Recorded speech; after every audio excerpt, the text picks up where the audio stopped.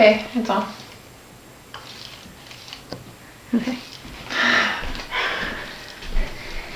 Okay. Hello, everybody. It's Danny and Stephanie. We decided we would do a video on our story of how we got together and everything. Kind of a long story, but you can go ahead and start and then I'll give the details. Okay, well, I think when we first met was about when we were 13. 12 or 13, yeah. And we were going to this teeny tiny little church that was like hyper conservative. And Danny's started going there, and that's actually how we met, ironically enough. At church, yeah.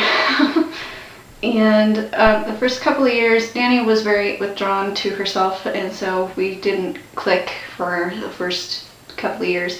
And then when we were 16 is when we connected. I was going through depression at that time, so I didn't want anything to do with anybody at that time, so that's why I was kind of antisocial. But then we got to know each other a little bit better around 13 or 14 or 15 years old. But she probably wasn't at that time the person I wanted to be with. I don't know. Just, we had a different personality. She seems snooty. Yeah, she was a stuck-up bitch. That was just... It's true. Yeah, so I didn't want to be with a stuck-up bitch. But...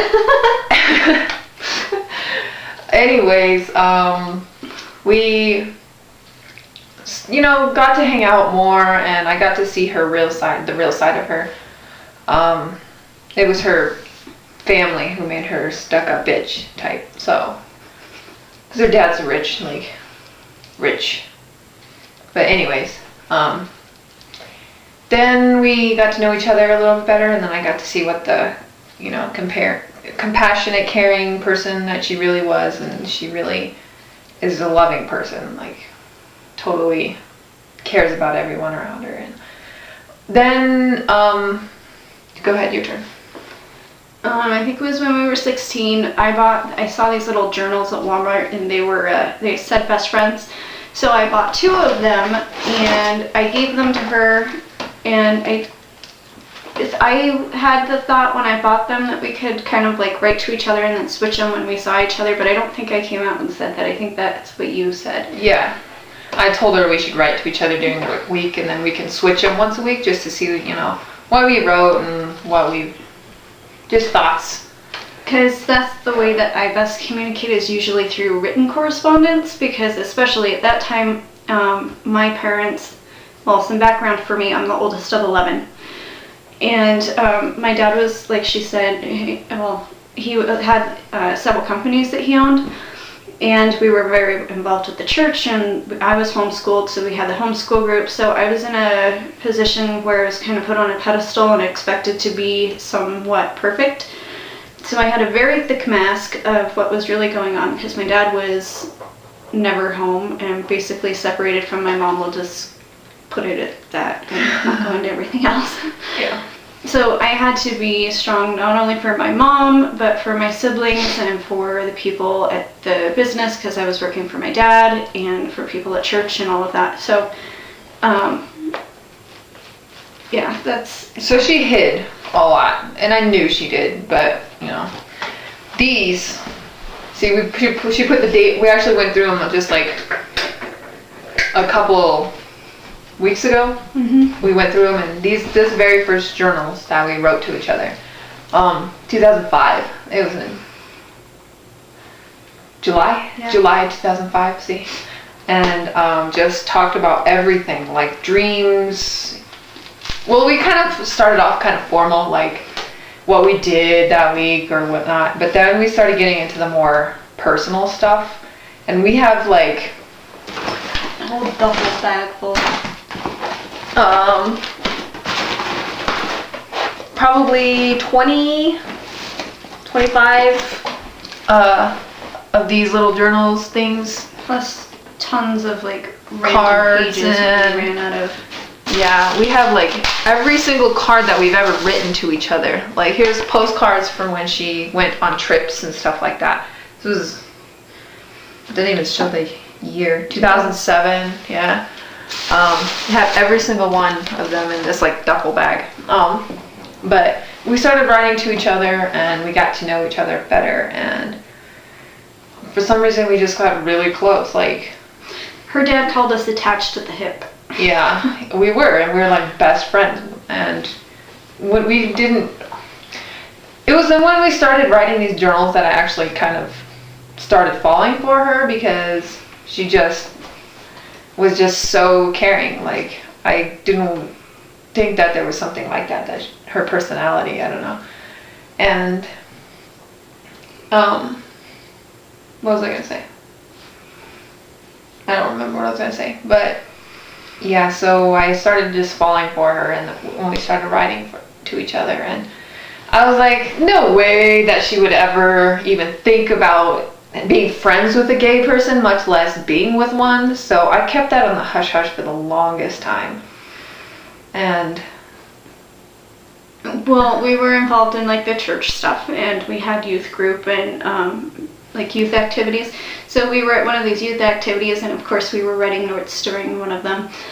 And it came up when we were writing notes to each other in this class that she admitted to me that she was gay.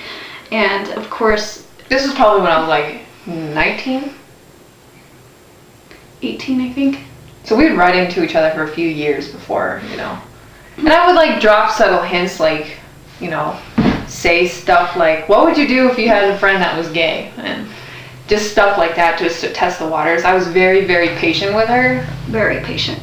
So I didn't want to like the second week we were, or this like the second year we were, you know, writing these journal things, just say like, oh, I'm gay and I'm in love with you. So yeah, I kind of just, you know, tested waters at times and dropped subtle hints. Sometimes they weren't quite all that subtle. No, but she still kind of. I ignored the fact because also as some background, our families were super, super, super conservative. Like to the point where women were not allowed to wear pants. We had to wear dresses that had to be a certain length. We were not allowed to cut your hair. So when I moved out, I had hair down to literally my ankles. She did. Can you imagine me wearing a dress and having long hair? Yeah, no. Danny wore dresses and she had long hair. We'll just pretend that. We don't just pretend that exists. So I cut that part of my life out. But yeah, birth control. It was from the pulpit that women were supposed to be barefoot, pregnant, and in the kitchen. You were not allowed to move out of the house until you were married to your husband. Like, this is the type of background that I came from. Obviously, yeah. Gay people were. No, that was a big negative right there. Yeah, if you had a tattoo or a piercing, you were pretty bad, much less if you were gay. Yeah, they would have electrocuted you. Because it is a choice, don't you all know that? It's a choice, we just choose to be gay. Yeah. Either that or we're demon possessed. Yeah, so, So when she told me that she was gay, I was like, well, it's okay, we'll find a way to get out of this together, and we can get you help. I went along with it because I was like, sure, we'll get help. So then I got all these books from Focus on the Family, and I did all this research on like homosexuality, and there's actually people who claim that they're cured, but anyways, go ahead. Not even so much cured, but got out of the lifestyle. Yeah, well, they say they. But anyways, were helped. Anyways. Through that, I guess I related to it a lot. I was like, yeah, that makes sense. That makes sense. Yeah, I can see how that would be the case. Yeah. And I don't think it actually occurred to her that, yeah.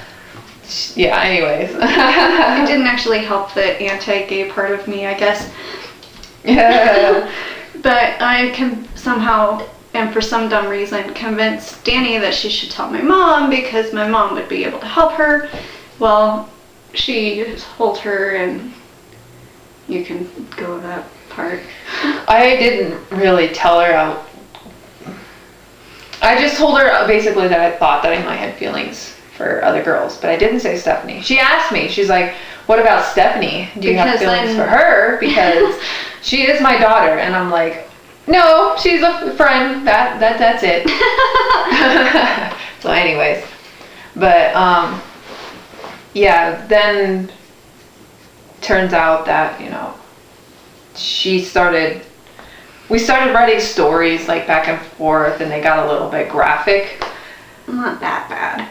For you they were graphic. Well, for that. For me they were just like PG, but then To the rest of the world, it was like G. yeah. So, sorry, I heard something. It's just the next door neighbors. Okay, yeah, and then, what? And then, well, during that time, I don't know, the conversation from my mom didn't help in anything. Yeah, so I was like, land just shut aside, but.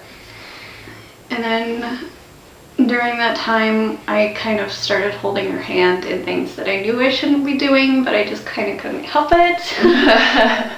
Yeah, and then it got to more, like. But I still didn't consider myself gay or anything. I don't know what I thought. I pretty much mentally didn't let myself think about it, I guess. I did, but, and I started working for her dad, so we would like, it got to the point where we would like, Sneak a kiss here and there. yeah, we started, you know, sneaking kisses and hugs and stuff like that, so whenever we had the chance. And then there was even times like when her dad would go out of town, I would go to her with lunch. We went in her dad's Escalade. My parents never see this. And then we'd go park at like some random park or parking lot or something like that. And then we'd just probably make out for like an hour while she was on lunch. And then we'd go back. And then, you know, we did that a few times, and then, Those are the best lunches ever. and then, so we started getting really, you know, more physical, and then that. But I still didn't consider myself gay or like with Danny. Yeah, no, she didn't. Anyways, but then we got into the snow trip. Okay, so Danny's birthday is in March, and in March, my dad's company, they took this big snowmobile trip every year. So I thought it would be fun to surprise Danny and take her up to the snowmobile trip. Well, okay, from the radical perspective that my parents come from and our families, sleeping over is not exactly encouraged. So the influence of somebody else, and even the if lack of people, supervision at night. yeah, and people in the same church were not really allowed to spend the night at each other's house. But she convinced her dad to let me come over. It took me like probably 6 weeks to convince both of the parents that she needed to come for her surprise birthday, because it was your 19th birthday, right? Yeah. Yeah, that's right. No, I moved out when I was 20. So it was 20. I was my 20th birthday. Well, I convinced them and it was a big birthday and that she needed to go. So we had to ask at 20. Can you believe that? So anyways, yeah, so we went, and then It ended up not being a surprise because Danny had to get the time off of work and I couldn't do it because nobody at her work would. yeah, anyways, but not important stuff. But then we got there, and then more makeout session while her dad went skiing, and it just, you know, during that time, it just occurred to me, you know, I thought we were together. I don't know. She didn't think we were, but I thought we were. So, her parents were going out of town. They were going to leave her by herself at the house, and... Well, building up to this, there were several issues that were going on. My family was actually leaving town to go look at property in another state, and I knew it was only a matter of time before we were going to be spending a lot of time in another state. And we wouldn't be together. And, yeah, and the state is Missouri, by the way, which I am not particularly fond of. Yeah. Anyways, we gotta hurry up, because I don't want it too long. Okay. Anyways, a bunch of things were coming to a head. My dad wanted me to break up my friendship with Danny because This was after, though. After we had planned that thing. Okay, go ahead then. Well, okay, so we planned, she was going to be left at the house by herself, so I was going to come spend the night, and then we were going to... My dad wanted me to break up my friendship with you before that. Really? Mm-hmm. Oh, well, okay, whatever. But yeah, so she was like, no. Well, she didn't say that, but, so I told my dad, I was like, I'm going over to Stephanie's this weekend. We had planned this for weeks. We're like, I'm so excited. I didn't exactly fill in my parents because I thought it would be easier to ask for forgiveness and permission. So we didn't tell her parents that she was gonna have me over, but I told my dad, I was like, okay, I'm going over there. He's like, no, you're not. He knew something was fishy at this point about me and her. So he's like, no, you're not. And then I was like, yeah, I am. I'm 20 years old. Yep, I am. So he's like, fine, do what you want, but, you know, I don't remember what he said. Something like, you're not always going to live under my roof or something like that, whatever. But I was like, that was the plan. So my dad, he called Dale, her dad, and was like, yeah, this is what they're planning while you're gone. I was so pissed, I tell you. I was so angry with my dad. So angry. So that day when he told her dad, I was like, I'm leaving. I have to leave. So I packed up my shit and I left. And then my dad called me and convinced, because I had a conversation with Danny prior. I was like, okay, well, we'll just move out together and we'll just go stay with her aunt and I had some money saved up. I was like, we'll just move out and then I'll get because I didn't have a car of my own either, of course. Yeah, we both. Oh, I had a car, so I wasn't worried about it, but I was like, I've got enough to, get us by for a while and we can get an apartment. My dad called me and convinced me that for my mother and my siblings' sake, I should stay until they got back and I could at least say goodbye. And so I agreed. And I was already moved out by this. And then I left a letter for my dad saying, yep, me and Stephanie are moving out together. That's that.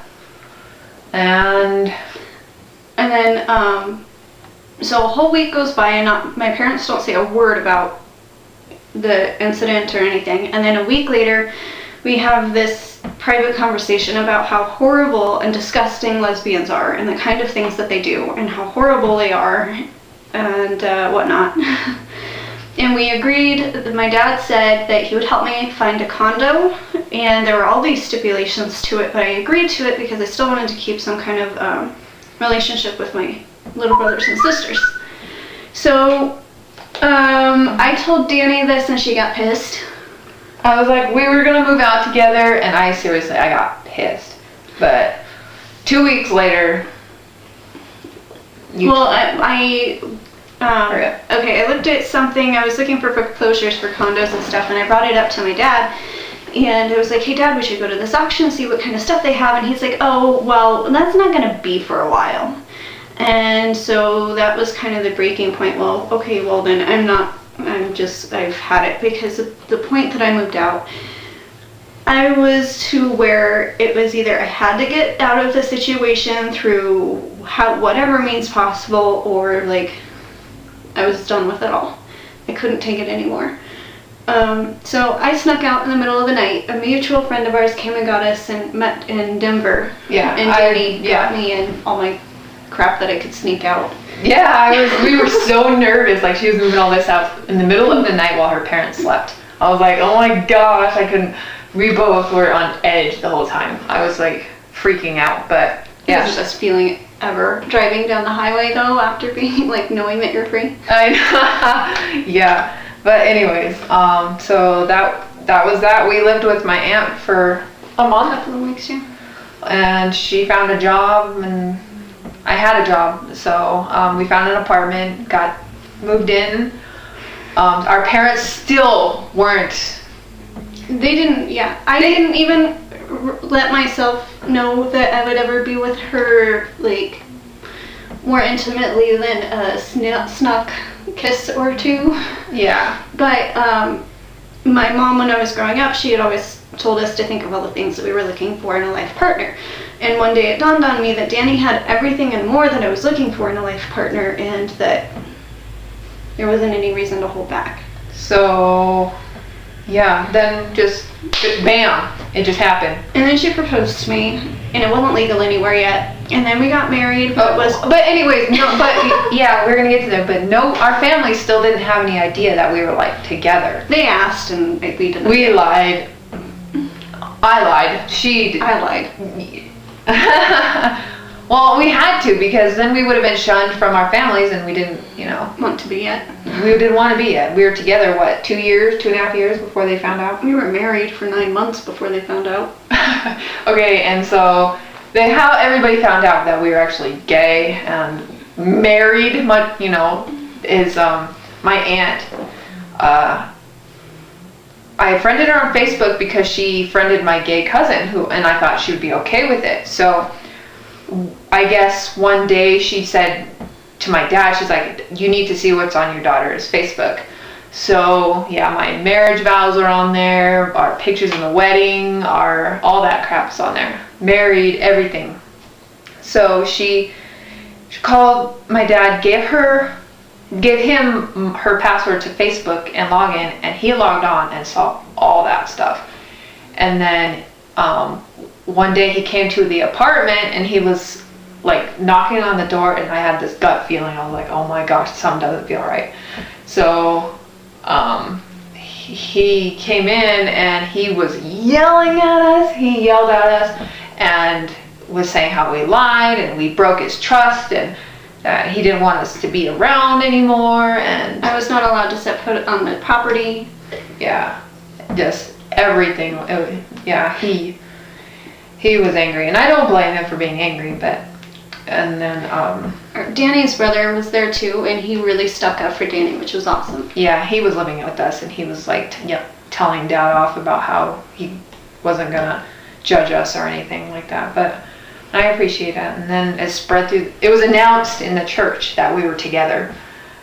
I don't know who did it, but no, it was my dad. It was my dad. He announced in the middle of church, "Yep, Danny and Stephanie are married," and so just the whole spiel. Stephanie's parents and my family we were just like shunned. We were shunned, but.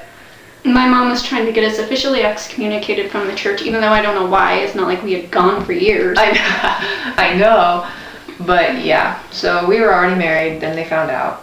But now my dad's a little more chill about everything. Like, we go over there and everything, and Stephanie goes over there, and they'll talk and everything. We just can't. We act like best friends. He sees us as best friends. Yeah. Yeah. But anyways, yeah, we don't talk about our relationship around him or anything. As being respectful to him. I mean, he's letting me see my brothers, my little brothers and everything, so. That was pretty much everything. What are we missing? There was something I was going to say that I don't remember. Just how much your mom hates me, and... Well, they tried to blame me for those porn videos that showed up at the office. And yeah, so these like porn videos showed up to her office where her dad works. Right after I moved out. Right after she moved out. And Amber, her sister, opened it and showed her dad, and it was lesbian porn. And I was like, how the hell would I do that? Like, because it was used off of a company credit card fraud. And fraud had happened before, but it was never a big deal. But apparently this time it was specifically Danny's fault. Yeah, it was my fault. It was my porn. Or maybe Kyle's. Yeah, it was my porn. I can't be honest. But they blamed me for the longest time. And I have no idea about that. But even though I didn't take that card with me when I moved out. But whatever. That's in the past. But yeah, that's pretty much our story. Current status is Danny gets to see her dad and her brothers. Her mom's side of the family is amazing. They've been completely supportive the entire time, and I feel like I was born into the family, and I've known them forever. Me and Danny are her cousin's son's godparents, and they already love Serenity to death. Yeah. Have nicknames out for her and everything. And then with my family, it's pretty much the same as it was before. I get a yearly visit to my siblings, and my brother thinks that I'm his cousin. And he told me the other day, because I said, I asked for a hug, and he said no, and I said, okay, well, I love you. And he's like, I love you too, but something's wrong with you. He's like, I'm living how God wants, and you're living like the devil wants. Can you believe it? This kid is, what, 4 years old, and he said that? No, not okay. But anyways, that's pretty much our story. That's our coming out story and our together story, like how we met and everything. Because we weren't out until after we were married, so. But that's pretty much it. Anything else you can think of? Nothing important. Yeah. We bought a house. We have a baby on the way. Obviously. Yeah. I think that was pretty much it. Not much else. If you have any questions, just hit me up. I think my Facebook, it's, I know some of you have been asking for it. It's www.facebook.com/Danielle Myers, MYERS 98. And that's how you can find me on Facebook. But I guess that's it. This video is way too long and everybody's like, okay, done, clicked out of it. And all right, we'll talk to you later.